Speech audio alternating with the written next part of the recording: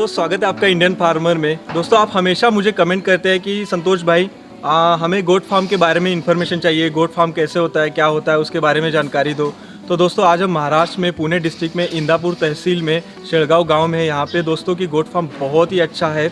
यहाँ पे Tamboli goat farm है ये दोस्तों, बहुत ही बड़ा गोट फार्म है। कई तरीके के यहाँ पे बकरियाँ हैं, अलग अलग नस्ल की। तो आज हमारे साथ यहाँ पे असलम तांबोली सर है। नमस्कार सर। नमस्ते। तो सर से आज हम डिटेल में जानकारी लेंगे कि गोट फार्म कैसे होना चाहिए, आइडियल गोट फार्म से हम कैसे बिजनेस कर सकते हैं डिटेल में दोस्तों। तो आज का वीडियो पूरा अंत तक देखना है। हमारा फेसबुक पेज लाइक कीजिए, यूट्यूब चैनल सब्सक्राइब कीजिए, बेल आइकन दबाना ना भूलिएगा। तो सर हमें ये बताइए कि हमारे फार्मर्स के लिए एक आइडियल गोट फार्म मतलब कैसा होना चाहिए, और आप ये गोट फार्मिंग कब से कर रहे हैं? लगभग मैं 2005 से मेरा फार्म है। 2011 से मैं प्रॉपरली कर रहा हूँ खुद। और ये फार्म भी कुछ 2011 के करीब बंधा है। अच्छा। 2 टप्पा ये टप्पे में बंधा हुआ फार्म है ये। अच्छा। लगभग मेरे पास कुर्बानी के 100 के ऊपर बकरे हैं। अच्छा। और 3-4 नस्ल के जानवर है। उसमें आता है सिरोही, सोजत, बीटल और बोर। अच्छा। और इसमें हर एक वैरायटी के कुर्बानी को जानवर भी पल रहे। अच्छा। और मैं ब्रीडिंग भी कर रहा हूँ। अच्छा, तो हमें ये बताइए कि मान लीजिए मैं एक साधारण फार्मर हूँ जी हाँ। और मैं अगर गोट फार्म खड़ा करना चाहता हूँ तो मुझे क्या क्या करना चाहिए? पहले तो आप में ज़्यादा इन्वेस्ट जानवरों में करना है। हाँ। यानी कि फार्म पे नहीं करना। अच्छा। स्ट्रक्चर पे ज़्यादातर लोग बड़ा खर्चा कर लेते हैं और जानवरों के जब पैसे लगाने की बात आती है तो वो पीछे हट जाते हैं। अच्छा। अच्छे जानवर खरीद नहीं पाते। अच्छा। फार्म डालना है तो अच्छे नस्ल के जानवर खरीदो। अच्छा, जैसे कि बताइए कि कौन सी नस्ल बेहतर हो सकती है? मेरे हिसाब से तो बहुत सारी नस्ल बेहतर है, लेकिन मेरे फार्म में 4 नस्ल है, सिरोही, सोजत, बीटल और बोयर। अच्छा, टोटल मिला के कितनी होगी यहाँ पे बकरियाँ? बकरियाँ और बकरे मिला के 150 से ऊपर है। अच्छा। छोटे बड़े बच्चे पकड़ के। हाँ। तो आपका फार्म जो यहाँ पे है टोटल ये, हाँ, तो यहाँ पे कितने बाय कितने का ये फार्म है? मेरा 70 बाय 130 फीट का ये फार्म है। हाँ, और कैपेसिटी कितनी है यहाँ पे बकरियों की? ये लगभग इसमें 350-400 के करीब बैठेंगे जानवर। पूरे में आ जाएंगे? हाँ। और ये शेड में आपको बनाने में खर्चा कितना हुआ बेस में इसमें? शेड का पूरा खर्चा लगभग 12 लाख के करीब आया है। लेकिन 2 इसमें बनाया है मैंने। अच्छा। इस वजह से जिस तरह से मुझे पैसे मिलते गए उस तरह से मैं इसमें लगाते गया। बढ़िया है। नहीं, आपने मैनेजमेंट बहुत अच्छा किया है। चाहिए वहाँ पे पानी का मैनेजमेंट हो या तो मतलब चारा डालने का मैनेजमेंट हो, बढ़िया हर एक चीज़ मैंने देखा सही है यहाँ पे। तो उसके बाद बताइए कि मान लीजिए हमारा कोई मतलब फार्मर है, अगर अफ्रीकन बोर हो या बिटल पालना चाहता है तो वो कैसे खरीदे, और उसके बाद उसमें क्या क्या फीड डाले? वो पहली बात तो जानवर नस्ल का है ये क्या नहीं ये देखे। जो अपन नस्ल खरीद रहे, समझो अपन बोर खरीद रहे, उसमें बोर की कितने परसेंटेज है वो देखे। बीटल खरीद रहे तो उसमें बीटल कितने परसेंटेज है ये देखे। तुम्हारा फार्म तब सक्सेस होगा, तुम और अच्छे क्वालिटी के जानवर खरीदी करेंगे तब ये तुम्हारा फार्म सक्सेस होगा। ये बात है, मतलब क्वालिटी। तो अफ्रीकन बोर गोट को कैसे पहचाना जाता है? जो अफ्रीकन बोर गोट है उसकी बोन साइज, उसकी लेंथ, जो उसकी यहाँ पे सींग, यही है ना? यही है। दिखा दीजिए आप थोड़ा दिखा दे सकते हैं। ये ओरिजिनल बोर में आता है। अच्छा, ये ओरिजिनल बोर गोट है? हाँ, ओरिजिनल बकरा है। अच्छा। लगभग 8 महीने का बकरा ये। अच्छा। 60 किलो वेट है इसका। 60 किलो वेट है? जिस हिसाब से ओरिजिनल का वेट बढ़ता है, हाँ। उस हिसाब से पहचान में आ जाता है कि ये ओरिजिनल नस्ल है या नहीं है। अच्छा, मतलब इस तरीके से इसको पहचानना है। मतलब नस्ल की ब्रीड वेट गेन से पहचानी जा सकती है, उसके शाइन से, ग्लो से पहचाना जा सकता है। और बाकी जिस तरह से उसके सींग स्ट्रक्चर होता है, मुंह का कलर, इसको ये हेड इसका ब्राउन होता है, पीछे पूरा व्हाइट होता है, इसको दाढ़ी भी आता है, सींग जो जिस तरह दबे होते हैं। अच्छा। बोर ये जितना परसेंटेज आएगा वो कम हाइट में रहेगा। अभी उसके पीछे थोड़ा कम परसेंटेज का है। अच्छा। उसका पूरा लुक बदल गया है। हाँ, ये बात तो है। हाँ, पूरा इसका लुक बदल लग गया है। तो सबसे पहले स्टार्ट में हमारे फार्मर्स को मतलब ज़रूरी चीज़ें क्या है गोट फार्म अगर स्टार्ट कर रहा है तो? आपके पास उनको ये बोलते हैं ना, फार्म होना चाहिए। और जो खिलाने के लिए फीड और चारा होना चाहिए। और दूसरी बात, आप जो बड़ा कर रहे हैं तो आपके पास लेबर भी होना चाहिए। अच्छा, ये बहुत से फार्म ऐसे है कि लेबर के वजह से बंद पड़े हैं। अच्छा, तो चारा में आप यहाँ पे क्या देते हैं? आपके पास 3-4 नस्ल की बकरी है, मेरे पास मेरे घर का प्रोडक्शन मुर्गा से तूर भूसा है अच्छा। और मक्का कुट्टी हरा मक्का रहता है और ज्वारी और बाजरा जो झाड़ पत्ती आती है जंगली झाड़ बड़ पीपल और सारे सुबाबुल ये पत्ते देता हूँ और उसमें तुत्ती भी शामिल है जो अच्छा। रेशम उद्योग के लिए बनाते हो हम बकरों को खिलाते हैं। और बेसिकली वेट गेन के लिए क्या डालना चाहिए बकरी के लिए? बेसिकली वेट गेन के लिए बकरों को हम ज्यादातर मक्का की देते हैं और मूंगफली की खेली देते हैं। अच्छा, मूंगफली की खली। अच्छा। और एक चीज़ है कि जैसे मान लीजिए मैंने 100 बकरे पाले हैं, मान लीजिए अफ्रीकन बोर गोट पाले हैं टोटली, हाँ तो मैं 100 बकरियों से कितना उत्पादन ले सकता हूँ बताइए मुझे, थोड़ा सा साइकिल बताइए। 100 बकरी पाल रहे हैं तो आपका ये ज्यादा होगा क्योंकि 14 महीने में 2 बार बकरी जनेगी। अच्छा।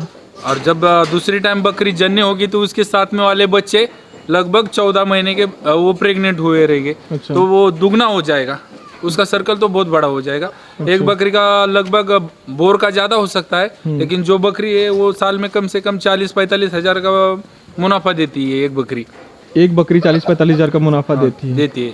मैं थोड़ा सा मतलब हमारे फार्मर्स को इसका बिजनेस स्ट्रक्चर थोड़ा सा बताइए कि मतलब 10 बकरियां पाल के ऐसे ऐसे मंथली आप इतना कमा सकते हैं। 10 बकरी पालेंगे तो समझो तुमको एक बकरी 45 हजार दे रही है तो साल का हो गया, देखो जोड़ लो तुम, उस हिसाब से आपको मुनाफा हो जाएगा। मतलब एक बकरी 45,000 हाँ दे रही है साल का, और 10 बकरी से मतलब 4.5 लाख के आसपास आप लोग दे सकती है। मतलब कोई वो भी नहीं है, मान लीजिए कोई बीमारी आ गई कुछ हो गया तो वो उसमें कम ज्यादा हो सकता है। बीमारी तो ऐसा कुछ इश्यू नहीं है, आप वैक्सीन करते हैं तो प्रॉपरली तो बीमारी नहीं आएगी आपके फार्म में। और 2-3 वैक्सीन है जो अलग अलग रहते हैं, PPR है, ETV, HS है और FMD है। ये 4 वैक्सीन कर लेंगे तो आपके फार्म में कौन सी बीमारी नहीं आएगी। और जो डिवम करते हैं अपन वो कंटिन्यू करने का है 3 महीने को। अच्छा। अलग अलग ये कंपनी के यूज कर लेने से नहीं होता, फर्क पड़ेगा थोड़ा। अच्छा। और आपके फार्म में यहाँ पे देखा मैंने आपके तांबोली गोट फार्म में कि इतने वैरायटी के गोट्स क्यों हैं? मेरा कुर्बानी का मैं कुर्बानी के हिसाब से बकरे बेचता हूँ ना, इस वजह से मुझे अलग अलग नस्ल के बकरे चाहिए। इस वजह से मैं अलग अलग वैरायटी रखा हूँ फार्म में। अच्छा। लोगों को एक वैरायटी पसंद नहीं आ रही। अच्छा। इस वजह से किसी को काला पसंद आएगा, किसी को व्हाइट पसंद आएगा, किसी को बोर पसंद आएगा। अच्छा। उस हिसाब से लोगों को जिस हिसाब से पसंद है उस हिसाब से मैंने रखा है फार्म में जानवर। अलग अलग जानवर आपने रखा है। तो मान लीजिए अगर मुझे गोट फार्म करना है तो मैं भी अलग अलग रखूँ कि एक ही रखिए? पहले तो आप नवीन स्टार्ट कर रहे हैं तो उसमें तो एक ही नस्ल के जानवर रख सकते हैं आप। तो अलग अलग रखे तो थोड़ा कंफ्यूजन बढ़ सकता है। अच्छा। और उसमें भी ये बीमारी ये आपको समझ में नहीं आ सकती। अच्छा। हाँ। तो बकरियों के लिए मतलब डेली कितने लोग जरूरी है अगर 40-50 बकरियां पालते हैं तो?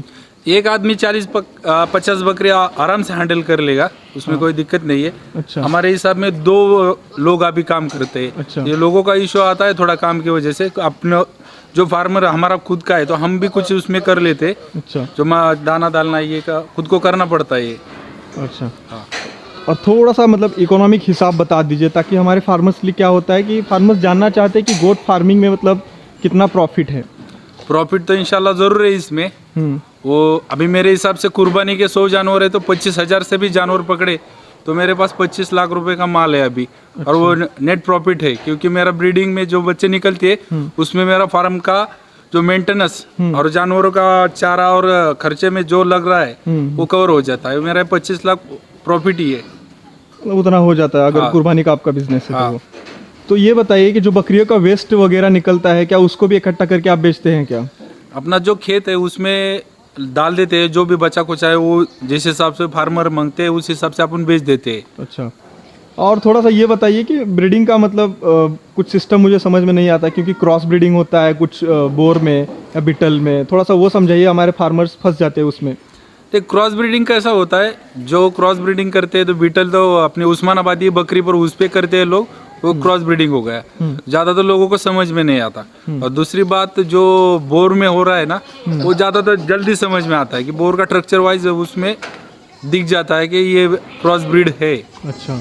आपका ये जो यहाँ पे गोट फार्म है हाँ। यहाँ टोटल बकरियां मान लीजिए 150-200 है, हाँ तो साल भर इतनी मेंटेन रहती है कि बढ़ती है फिर सेलिंग होती है, या इतना मेंटेन रहता है हमेशा? नहीं, मेरा इतना कम ज़्यादा भी हो सकता है इसमें, क्योंकि मैं राजस्थान से पंजाब से लाता हूँ माल खुद। अच्छा। जिस हिसाब से फार्मर को कुछ चाहिए तो मैं उसको ला के भी देता हूँ। तो अभी परसों ही मैंने दिया है, तो इससे क्वांटिटी ज़्यादा ही रहती है, अभी कम है। अच्छा, इससे क्वांटिटी यहाँ पे ज़्यादा ही रहती ज़्यादा है। ही रहती है। बढ़िया। और खास करके मतलब क्या ध्यान देना चाहिए कि बकरियां हेल्दी रहे? हेल्दी के हिसाब से जो अपन फीड दे रहे हैं वो अच्छा हो, दाना दे रहे तो उसमें कीड़ा या ये फंगस नहीं हो, अच्छा। तो अच्छी बात है। तो जानवर भी हेल्थ उसकी ग्रो करेगा।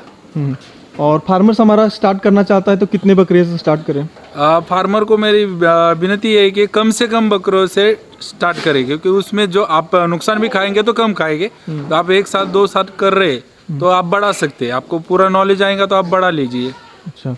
और अगर आपकी तरफ से कुछ टिप्स हो तो बता दीजिए गोट फार्मिंग के बारे में हमारे फार्मर्स के लिए। गोट फार्मिंग के लिए टिप्स दे बोलने का बोले तो ये अच्छा बिजनेस है, 100% प्रॉफिट है, करो, यही बोल सकता हूँ। तो दोस्तों अभी हम लोगों ने देखा कि यहाँ पे असलम तांबोई सर ने हमें यहाँ पे अच्छी जानकारी दी, बेसिक जानकारी, मतलब शेड इनका कितना बाई कितना का है, यहाँ पे कौन कौन सी नस्ल है, इन्होंने ये नस्ल कैसे सिलेक्ट की, और अफ्रीकन बोर गोट को कैसे पहचानना है वो भी हमने देखा अभी थोड़ी देर पहले, मेल को कैसे पहचानना है। तो दोस्तों काफ़ी हद तक हमने समझने की कोशिश की, लेकिन इसके आगे भी चल के हम थोड़ा सा डीप में जानकारी लेने की कोशिश करेंगे। अगर वो चाहिए तो आप मुझे कमेंट में ज़रूर पूछ सकते हैं। और बहुत बहुत धन्यवाद सर आपका, आपने बहुत अच्छी जानकारी हमें दी। तो दोस्तों ये वीडियो प्लीज़ लाइक कीजिए, शेयर कीजिए, चैनल को सब्सक्राइब करना ना भूलिए, और हाजिर होंगे एक और नए वीडियो के साथ दोस्तों। तब तक करते रहिए मेहनत, क्योंकि पावर है तो पावर है। धन्यवाद।